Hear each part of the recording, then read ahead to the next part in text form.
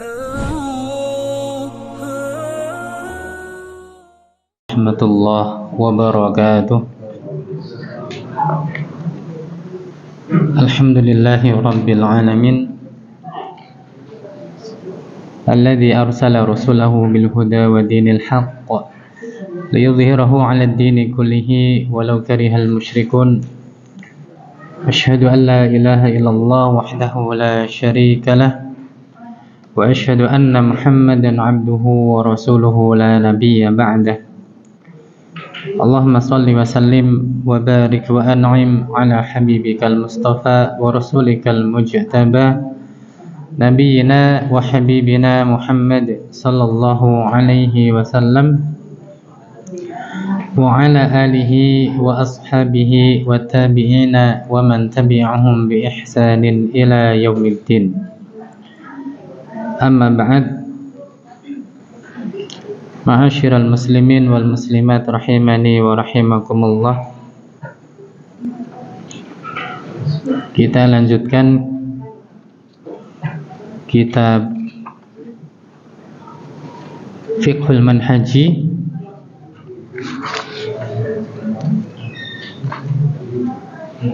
ala madhhabil Imam Syafi'i rahimahullahu ta'ala.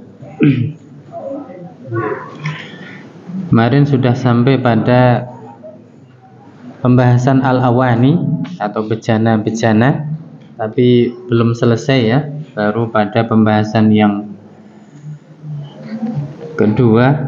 Sekarang kita lanjutkan yang ketiga, salisan hukm isti'malil awanil muttakhidati minal ma'adinin nafisah.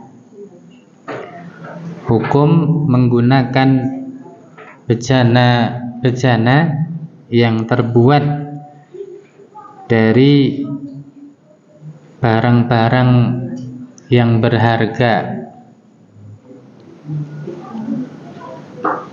atau dari logam yang berharga selain dari emas dan perak.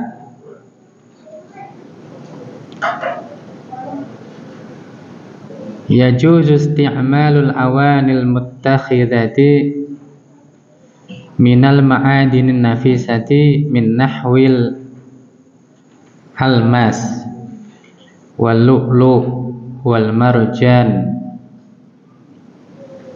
wa ghairiha. Boleh menggunakan bejana-bejana yang terbuat dari barang-barang yang berharga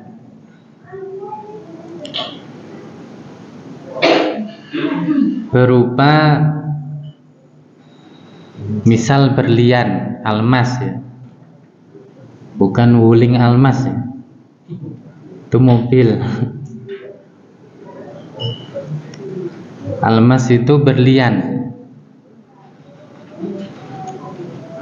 Wal lu'lu' mutiara, wal marjan dan permata dan yang lainnya.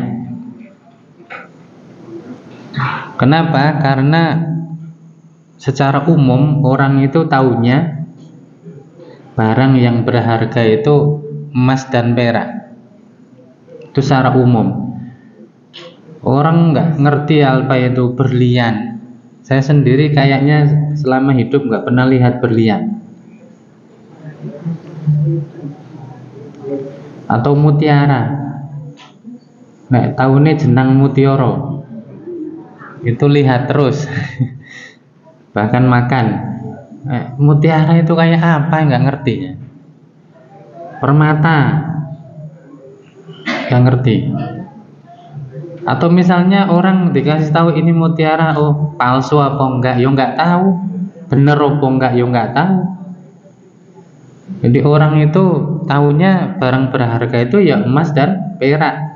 Maka medali pun adanya emas, perak. Istilah-istilah pun pakai emas semua. Ada anak emas, ada kesempatan emas, ya. Apa ada kesempatan berlian atau anak permata? Enggak ada. Ini karena di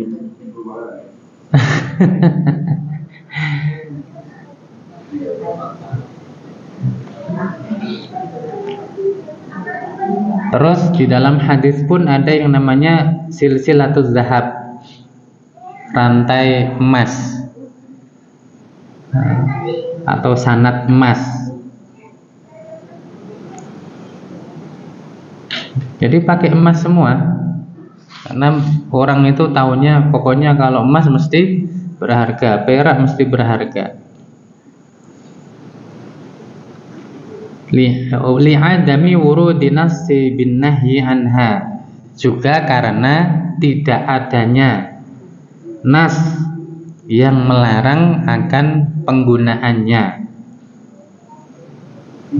Jadi nggak hanya itu tadi, tapi karena memang nggak ada dalilnya yang melarang kita menggunakan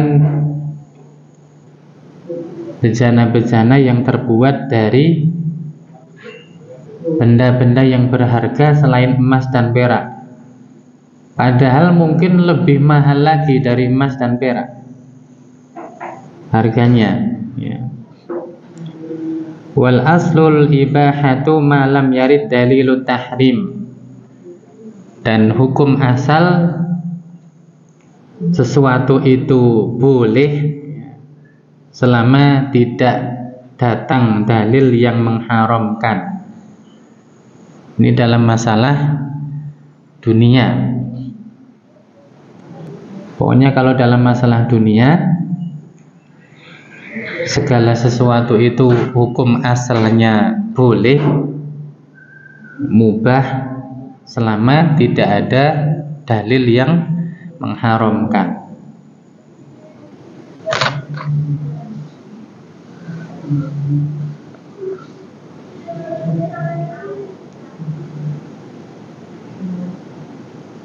Maka ulama juga sepakat kalau ada orang yang punya barang-barang berharga yang nilainya mahal-mahal selain emas dan perak, maka tidak ada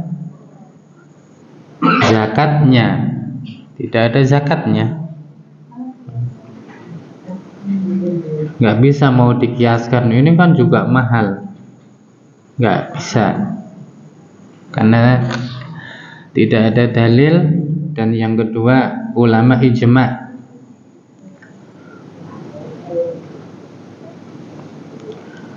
Rabi'an, yang keempat, yang terakhir dari pembahasan bejana, ya. Hukum isti'mali awanil kuffar. Hukum menggunakan bejana-bejananya orang kafir.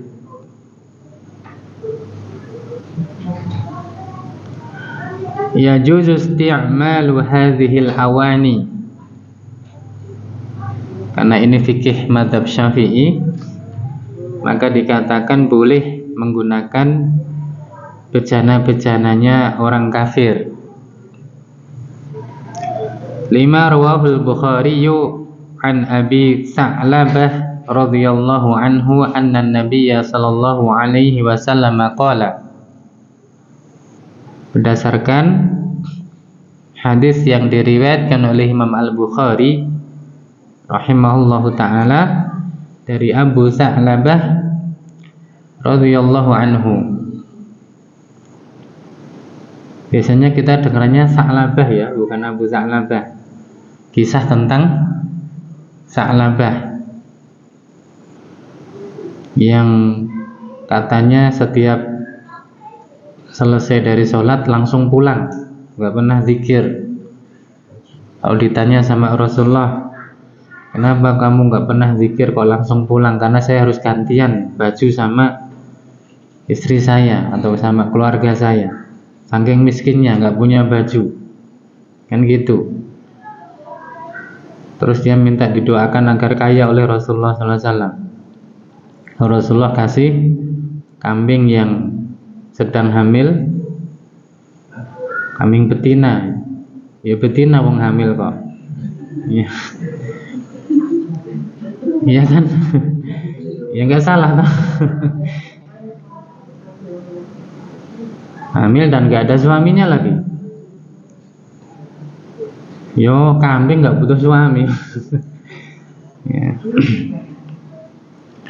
Akhirnya dia ya mulailah karena sibuk menggembala kambing, terus ya yang tadinya dia datang duluan sholat, katanya di riwayat itu mulailah dia terlambat dari mendatangi sholat. Lama kelamaan kambingnya tambah banyak, sholat mulai tidak berjamaah. Tambah banyak lagi, katanya ceritanya gitu, sholatnya cuma Jumat saja, dan seterusnya. Sampai akhirnya dia didatangi oleh petugas pajak. Oh enggak, petugas zakat ya, petugas pengambil zakat. Tapi dia menolak.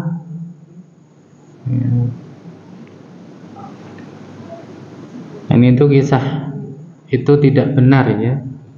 Kisah itu adalah kisah yang batil, yang tidak benar, karena Sa'labah itu, kalaupun ada sahabat yang bernama Sa'labah, beliau termasuk Al-Badri, salah satu dari pasukan perang Badar. Dan pasukan perang Badar itu istimewa, nggak seperti yang lain, karena dia punya kedudukan yang tinggi di sisi Allah, yang Rasulullah mengatakan intalaqallahu ila ahli badrin yaqulu if'alu ma syi'tum faqad ghafartu lakum. Allah menengok, mengamati pada sahabat yang ikut perang Badar, kemudian Allah berkata, lakukanlah semau kalian karena kalian telah aku ampuni. Jadi intinya kisah tersebut kisah yang tidak benar ya. Biasanya kalau bahas zakat atau di mimbar-mimbar Ramadan, kisah-kisah seperti itu laku ya, apalagi mendekati zakat fitrah ya, biar orang termotivasi untuk bayar zakat. Kadang banyak yang menyampaikan riwayat-riwayat yang tidak benar seperti itu.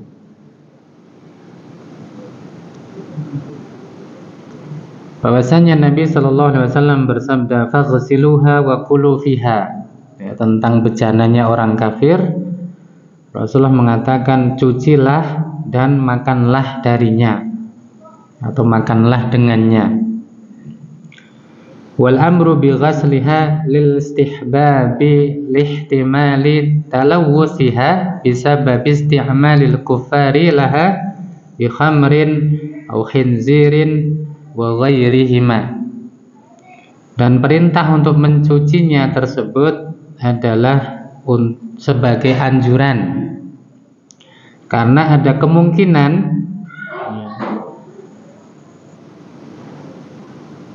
mereka memakai ya, bejana tersebut sehingga ada sisa atau ada campur dengan khomer atau dengan daging babi dan yang lainnya dari benda-benda atau barang-barang yang haram dan najis. Tapi kalau dalam mazhab Syafi'i, mencucinya itu hanya anjuran. Intinya dalam masalah menggunakan bejana orang kafir itu ada perincian. Yang pertama, bejana tersebut kita yakin akan kesuciannya. Jadi sudah dicuci, dikasihkan sama kita ya kering, nggak ada apa-apanya, nggak ada bekas apa-apa gitu. Maka kita yakin kalau itu suci. Maka ulama ijma, ulama sepakat kalau kita yakin bejana tersebut suci, maka tidak masalah, pakai aja. Ya, mungkin yang punya saudara-saudara kafir ya, kok saudara saya dikafirkan, lah pakai istilah apa? Istilahnya kafir kok. Ya. Jadi memang bahasanya itu bahasa kafir.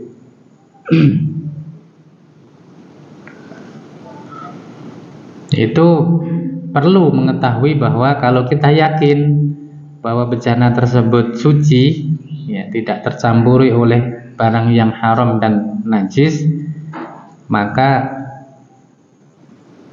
ulama ijma boleh menggunakannya.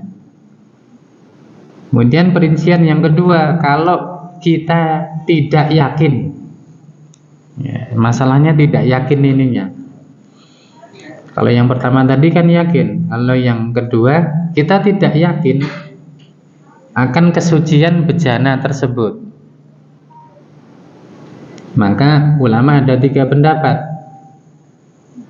Yang pertama ya seperti ini tadi, boleh secara mutlak, boleh nggak masalah, selama memang tidak ada zatnya yang najis atau haram di situ.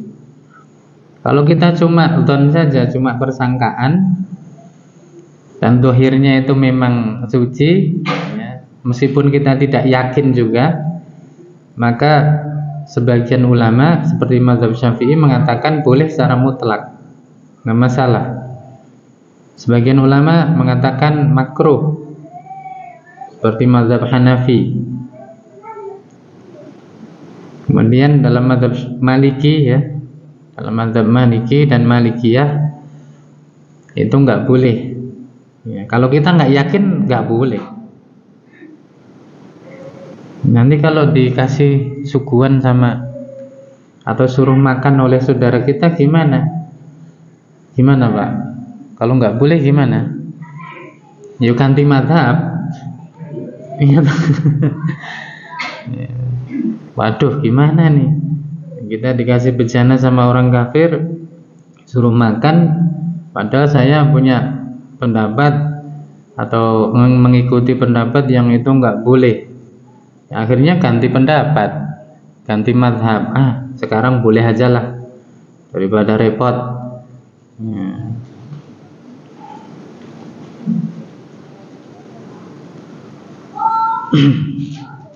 Jadi biasanya kan dalam masalah ini berarti menunjukkan juga bahwa orang kafir itu seneng sama khamr, seneng sama daging babi.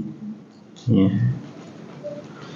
Ibnu Khaldun rahimallahu ta'ala mengatakan orang Turki, ya, itu seneng makan kuda, makan daging kuda, ya, bukan makan kuda, makan daging kuda, dan itu mempengaruhi karakter mereka, yang mereka itu kuat, ya, tangguh, ya, kayak kuda. Orang Arab makan daging unta, yang unta itu karakternya juga keras, kadang susah diatur, ya. Terus apa ya? Kalau sudah ngamuk, ya kayak gitulah. Ya. Kemudian orang Afrika yang pedalaman itu kan senang makan daging kera, maka mereka senang joget-joget. Ya, kalau kayak kera, ya kera kan senangnya.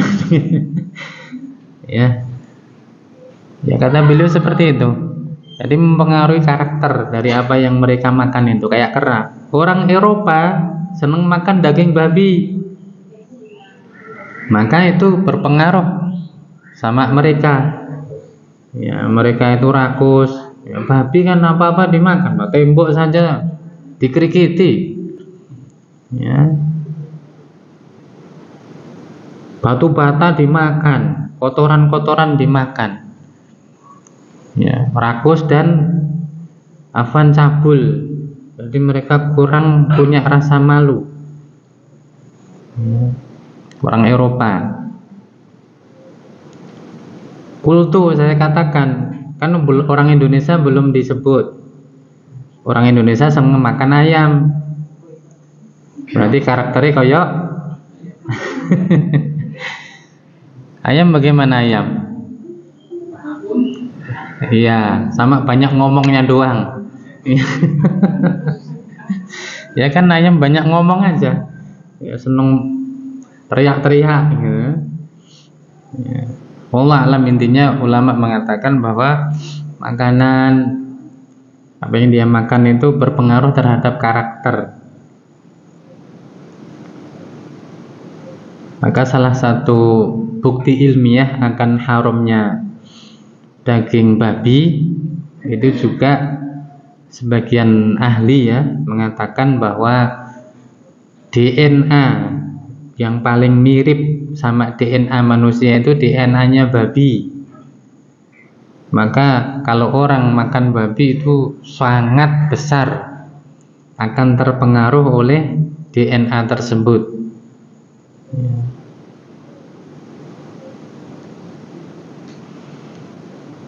Ada kisah, saya lupa namanya, seorang ulama yang naik kapal ya sama orang lain lah. Qadarullah, di tengah perjalanan mereka di tengah laut datang badai. Udah badainya luar biasa. Ya, sudah membahayakan sekali, sehingga kebiasaan orang dahulu apabila mereka dalam keadaan yang genting seperti itu, yang bahaya seperti itu, biasanya mereka akan bernazar sama Allah. Akhirnya mereka menyebutkan nazar masing-masing. Kalau kami selamat akan seperti ini, kalau saya selamat akan seperti ini, saya selamat seperti ini. Ulama ini nggak mau bernazar, ya, nggak mau bernazar. Akhirnya dia dipaksa sama orang-orang lain untuk bernazar. Tinggal kamu yang belum sebutkan nazar. Terus dia mikir, saya sebenarnya nggak mau bernazar, tapi akhirnya dia bernazar. Yang nazar itu jarang sekali, atau mungkin nggak kepikiran sama orang lain. Dia bernazar, kalau nanti saya selamat, saya nggak mau makan daging gajah. Ya pokoknya dia carilah nazar yang memang itu ya, susah terjadi juga. Ya, dia nggak mau makan daging gajah. Tapi qadarullah masya Allah, akhirnya mereka terdampar di tengah pulau yang mereka nggak menemukan makanan sama sekali kecuali ada seekor anak gajah. Ya, ada seekor anak gajah. Ya karena mereka yang tadi nggak bernazar seperti itu, ya, mereka tangkap anak gajah tersebut, mereka sembelih dan mereka makan karena memang keadaannya nggak ada makanan sama sekali, udah darurat. Ya, ini nggak bahas gajah haram atau halal ya, saya nggak tahu. Intinya mereka tangkap, mereka masak, intinya mereka makan lah.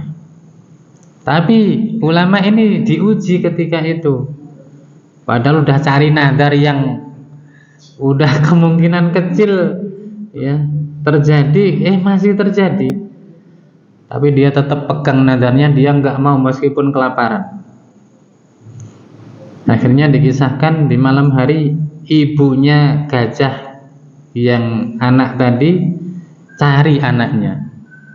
Dia cari-cari anaknya, akhirnya ketemu sama orang-orang tadi dan mereka mengeluarkan bau anaknya. Ya, akhirnya si induk gajah tadi injek-injek semua yang ada bau anaknya, karena dia anggap itu yang sudah membunuhnya. Injek-injek semua, mati semua kecuali cuma satu ini tadi, cuma satu ulama ini tadi. Saya lupa namanya, udah lama bacanya ya. Jadi makanan itu berpengaruh. Saya ada jamaah yang dulu seneng makan daging anjing. Kata beliau sendiri, kalau ketemu sama anjing, anjingnya mesti jegok. Ya, karena bau. Karena bau. Ya, dia kalau ketemu anjing, kata dia sendiri loh, saya nggak tahu. Jadi beliau memang mengakui bahwa makanan itu berpengaruh sekali. Ya. Mungkin keringatnya keringat anjing ya, bau keringat anjing. Maka anjing kalau ketemu dia teriak-teriak karena dikira temennya. Kok baunya sama ini, tapi kok gede banget.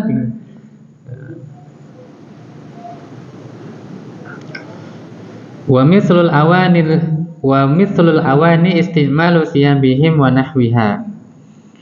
Dan yang semisal dengan bolehnya menggunakan bejananya orang kafir itu juga menggunakan pakaian mereka dan yang lainnya. Ini juga ada perinciannya. Pakaiannya orang kafir. Nah, yang pertama, kalau pakaian tersebut jelas suci ya, nggak ada najis, zahirnya suci, meskipun mungkin kalau ada najis kita nggak bisa lihat, misal ini ya. Dan pakaian tersebut bukan merupakan pakaian yang berhubung langsung atau menempel langsung pada auratnya, seperti topi misalnya atau jas ya. Jas kan dipakai di luar, masuk jas pakai untuk pakaian dalam ya nggak mungkin ya. Atau apa ya, sepatu, pokoknya yang dipakai di luar itu ulama sepakat boleh. Jadi pakaian yang tidak menempel langsung atau terhubung langsung dengan auratnya itu boleh. Nah, kalau yang terhubung langsung atau menempel langsung pada auratnya, ini ulama beda pendapat. Yang dalam masalah ini paling ketat adalah mazhab Malikiyah. Ya, kalau pakaian tersebut terhubung atau bersambung dengan auratnya nggak boleh. Nun sewu misalnya celana dalamnya, ya, yuk bangetan mbak celana dalamnya orang kafir dipakai. Ya. Tapi kalau itu pakaian luar yang nggak bersambung dengan auratnya, maka ulama ijma itu boleh. Nah, ini juga yang punya saudara kafir misalnya ya, dipinjemi atau kehujanan atau apa dipinjemi pakaian, nah, hati-hati yang pakaian tersebut bersambung dengan aurat. Kenapa? Ya karena itu tadi seperti yang pertama, ada kemungkinan di situ terdapat najis. Ya karena itu terhubung langsung dengan auratnya.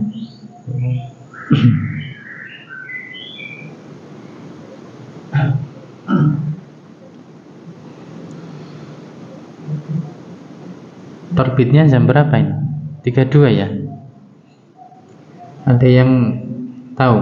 Terbitnya 32 berarti tambah 15 menit. 47 ya. 47. Kita lanjutkan anwa'ut thaharati atau jenis-jenis atau macam-macam bersuci. At-thaharatu naw'ani. Bersuci itu ada dua macam.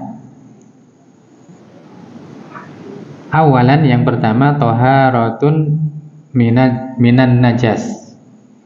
Bersuci dari najis. Sanian yang kedua thaharatun minal hadas. Bersuci dari hadas. Jadi kalau najis itu adalah bendanya ya, benda itu najis. Kalau hadas itu sifat. Jadi orang ini tersifati berhadas ya. Dia habis BAK misalnya, buang air kecil, maka orang ini tersifati berhadas kecil. Kalau dia habis berhadas besar, ya dia disifati berhadas besar. Jadi kadang orang nggak bisa membedakan antara najis sama hadas ya. At-taharatu minan najasi, ya, bersuci dari najis. Makna najas, makna dari najis. An-najasu lughatan, najis secara bahasa kullu mustaqdzir, semua yang kotor, ya, semua yang kotor itu najis kalau secara bahasa loh ya, lughatan. Wa syar'an, secara syar'i, secara istilah syar'i, mustaqdzirun yamna'u sihhatas shalah. Jadi kotoran yang menghalangi sahnya sholat. Jadi barang yang kotor yang menghalangi sahnya sholat. Kadam wal baul, kadami wal bauli, seperti darah dan kencing. Darah manusia, kencing manusia. Kalau darah manusia, ulama 4 mazhab itu sepakat najis. Tapi sebagian ulama kontemporer, mu'asirin, itu mengatakan tidak. Seperti Asy-Syaukani, Shadiq Hasan Khan, Syekh Al-Albani, Syekh Ibnu Utsaimin dan yang lainnya mengatakan darah manusia itu tidak najis. Wallahu alam, tapi ulama dahulu 4 mazhab mengatakan darah manusia itu najis, kecuali kalau sedikit itu yang dimaafkan, ma'fun. Kalau sedikit, ya wallahu alam. Kalau kita lihat dalilnya ya memang sepertinya ya, itu kuat yang tidak najis. Wallahu alam ya, tapi masalahnya ulama dulu 4 mazhab sepakat kalau darah manusia itu najis.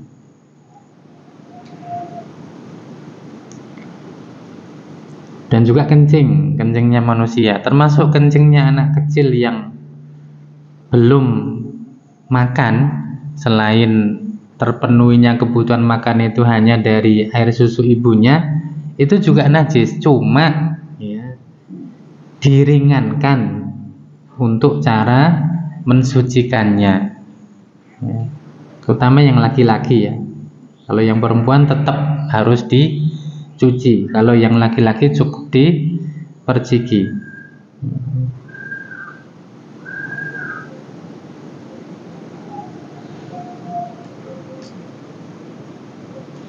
Dulu ada yang pernah bertanya sama Imam Asy-Syafi'i, kenapa kok kalau bayi yang laki-laki air kencingnya cukup diperciki, kalau yang anak perempuan harus dicuci? Ada yang tahu jawaban Imam Asy-Syafi'i? Beliau mengatakan bahwa laki-laki itu tercipta dari tanah. Ya, itu jawaban beliau ya. Tercipta dari tanah. Kalau perempuan tercipta dari daging dan darah. Ya, itu jawaban beliau. Wallahu alam.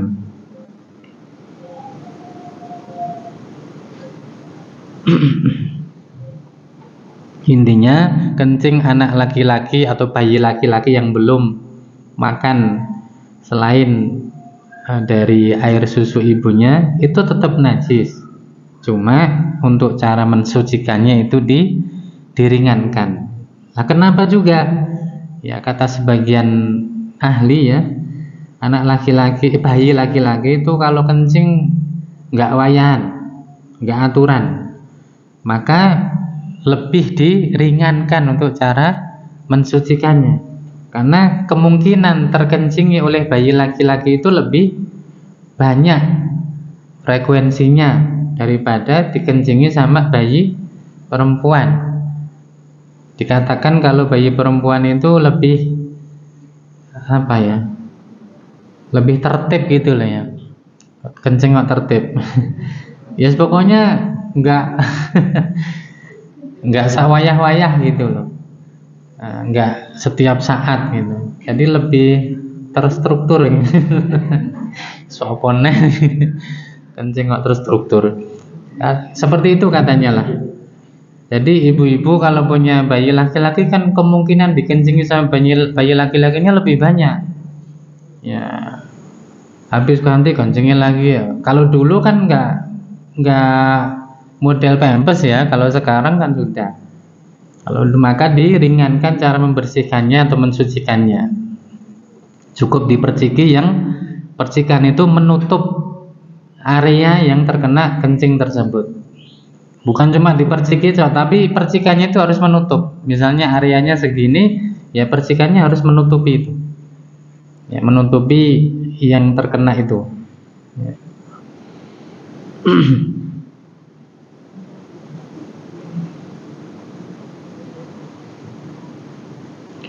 Kemudian al-a'yanun najasah.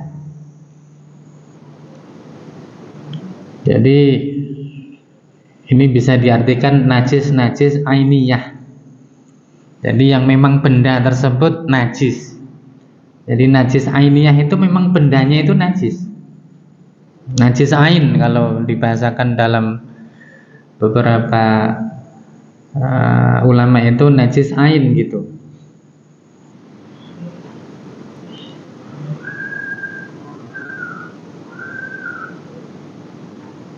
Atau najis secara zat, ya, lebih mudahnya lagi najis secara zat. Wal a'yanun najasati katsiratun nadhkuru ahammuha fi sab'ati asya'. Jadi benda-benda yang najis secara ainiyah, secara zat itu banyak. Kami akan menyebutkannya sesuai dengan urutan yang terpenting, ya, menjadi 7 macam, ya, menjadi 7 macam. Yang pertama al-khamru wa kullu ma'i'in muskir. Khamr, minuman keras, dan semua benda cair yang memabukkan. Minuman keras dan semua benda cair yang memabukkan.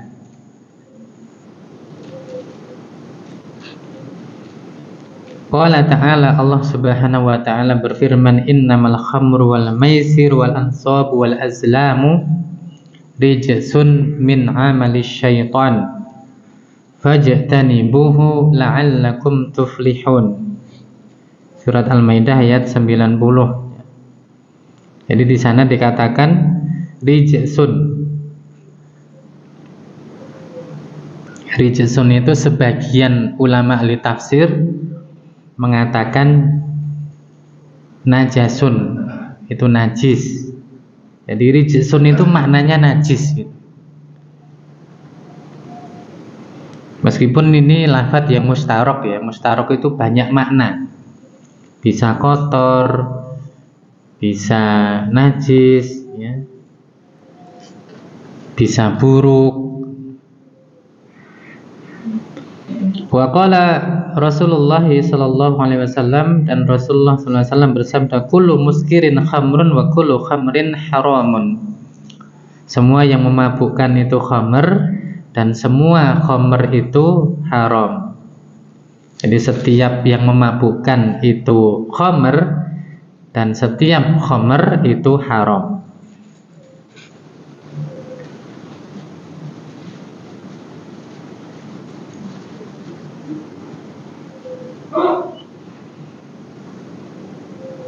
Ya, meskipun dalam masalah ini juga ada perbedaan pendapat ya, tapi intinya dalam mazhab Syafi'i khamr itu najis secara zat. Jadi zatnya itu najis. Bukan kalau diminum zatnya sudah najis.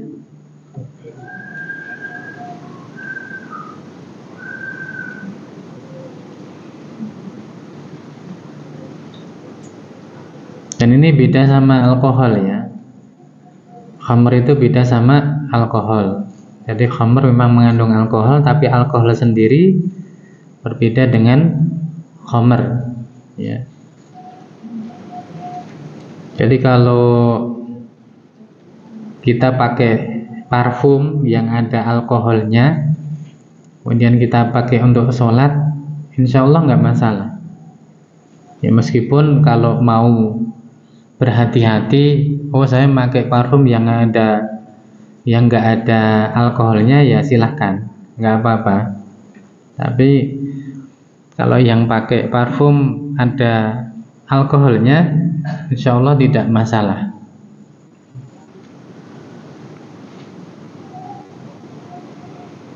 Yang kedua, al-kalbu wal khinzir, anjing dan babi. Itu najis secara zat. Ya meskipun kalau dalam masalah ini yang paling longgar mazhab Maliki. Mazhab Maliki mengatakan anjing itu tidak najis secara zat. Kalau perintah untuk mencuci bejana yang dijilat oleh anjing, itu kata mazhab Maliki hanya ta'abudiyah. Itu perintah yang merupakan ibadah, bukan karena najis,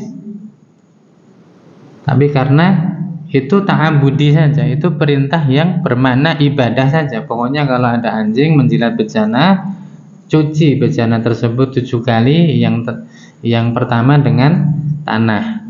Oh, itu berarti cuma perintah sebagai wujud ibadah saja, nggak ada sebabnya. Kalau jumhur ulama mengatakan perintah untuk mencuci itu karena najis, dan najisnya najis yang berat, kalau istilahnya mughaladhah, ya. Dan babi juga dikiaskan dengan anjing karena dikatakan babi itu lebih buruk daripada anjing. Jadi najisnya lebih berat daripada anjing.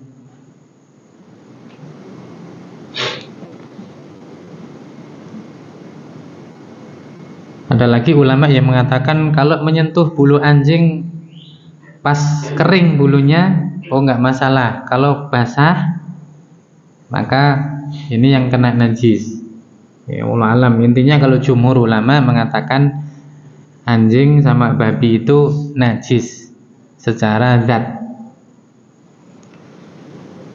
Qala Rasulullah sallallahu alaihi wasallam, Rasulullah sallallahu alaihi wasallam bersabda, "Tahuru ina ahadikum idza walagha fihi al-kalbu ayyaghsilahu sab'a maratin ulahunna biturab." Sucinya bejana salah seorang dari kalian yang dijilat oleh anjing, yaitu dengan mencucinya 7 kali, yang pertama dengan tanah, ya. Ini yang lebih kuat, lafadz yang paling kuat itu ulahunna. Jadi pada pencucian pertama itu dengan debu atau tanah, setelah itu dengan air. Karena ada hadis lain yang menyebutkan salah satunya dengan tanah, bukan yang pertama, tapi salah satunya. Tapi wallahu alam, lafadz yang paling kuat dari periwayatan hadis ini adalah ulahunna, yang pertama. Jadi pada cucian pertama pakai tanah atau debu. Rawah Muslim, hadis ini diriwayatkan oleh Imam Muslim. Yang ketiga al-maitah. Tapi ini panjang nanti.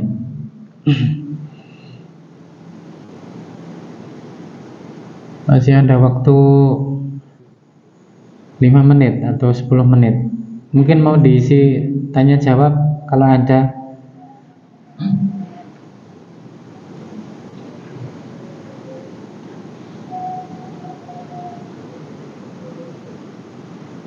Ada enggak? Allah. Kalau pekerjaan seorang itu tidak bisa terlepas dari najis dari dokter hewan, Pindah mantap aja. Ya kan? Kucing aja. Ya dia boleh pakai mazhab yang mengatakan anjing itu tidak najis secara zat. Boleh saja. Ya.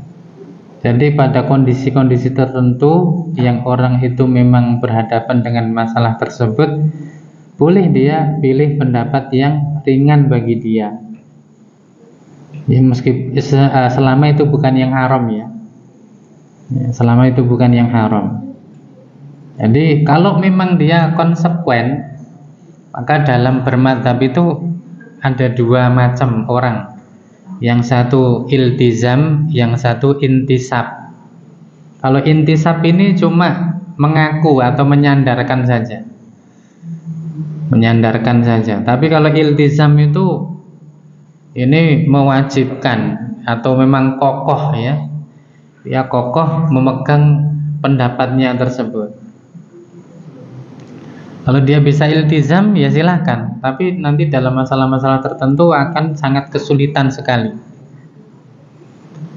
Yang sering saya contohkan di masa sekarang, sholat Jumat harus 40 orang. Itu di masa sekarang susah sekali. Ya, lawang khotibnya naik mimbar yang datang baru ya, paling banter 20 lah. 40 orang itu yang wajib Jumat dan mustautin. Mustautin itu orang asli, domisili, bukan orang dari luar daerah terus ngekos di sini, ya, atau ngontrak di sini. Susah itu. 40 orang yang wajib Jumat, anak-anak kecil nggak dihitung. Padahal yang gede cuma 5, yang lain kecil-kecil semua. Ya, anak-anak, karena cari Jumat berkah. Nanti belum mulai khutbah saja udah ngambil. Nanti kalau salam baru salam pertama langsung lari, ngambilnya 2, ngambil 3 ya. Nah, itu berkah anak-anak itu kok. Sing keri nggak dapat. Ya. Nanti yang dewasa nggak konsen. Waduh, pas berangkat lihat, wah ini enak ini. Itu orang kebagian boh enggak ini. Pas sholat mikir terus, bagian enggak ya, bagian enggak. Di rumah nggak punya makanan, duit nggak ada. Akhirnya yang tua jadi kehilangan konsentrasi. Ya. Zikirnya dicepet-cepetin, datengin tempatnya tadi Jumat berkah, udah habis. Ya udah, belum rezeki. Itu memang repot ya, memang masalah seperti itu repot. Makanya mungkin kayak di sini bagus disediakan setelah Jumat. Jadi bukan disediakan udah disiapin gitu, wah itu udah nanti keroyokan gitu. Kalau udah selesai sholat baru disiapin dikasih, nah itu mending, itu masih bagus ya. Jadi wallah alam kalau dia memang konsekuen dengan mazhabnya, ya berarti dia hindari itu, ya, dia hindari itu. Kalau konsekuen ya, makanya saya sering kalau ditanya orang, saya tanya, antum berpendapat apa masalah ini? Kalau antum berpendapat seperti ini, antum konsekuen enggak? Kalau memang enggak bisa konsekuen, silahkan pilih mazhab yang lain. Iya, saya sering jawab seperti itu.